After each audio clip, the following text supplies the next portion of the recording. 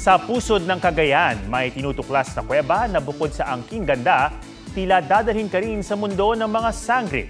Tayo dyan sa report ni Oscar Oida.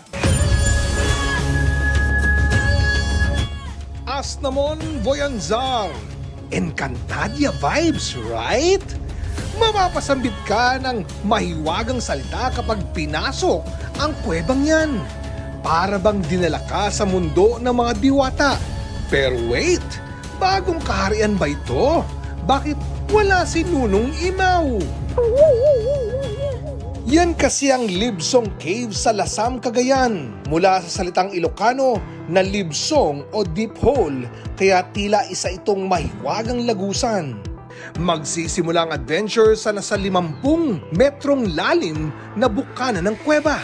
Pagpasok, makikita ang iba't ibang mineral formations. Para itong kaharian na nahahati sa dalawa. Sa kaliwa ang mas ikamamangha, ang mga kumikislap na stalactites at ang umaagos na napakalinaw na tubig.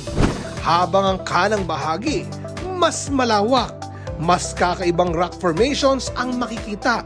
Flowstones, draperies, stalactites, napakaraming holes na pinamamahayan ng mga paniki at pinamumugaran rin ng mga ibong layang-layang. Dito matatagpuan ang isang natural formed pool na hindi pa malaman ang lalim. Ang haba ng kuweba, aabot sa 200 metro. Kauna-unahang naidokumento ito ng The Explorer Lasam Team na nakipag-ugnayan sa DNR upang magkaroon ng assessment o pagsusuri at maitala sa rehistro ng Regional Cave Committee, ang Libsong Cave.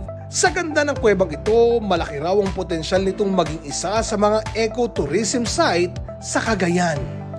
Oscar Oida, nagbabalita para sa GMA Integrated News. Huwag magpahuli sa mga balitang dapat niyong malaman. Mag-subscribe na sa GMA Integrated News sa YouTube.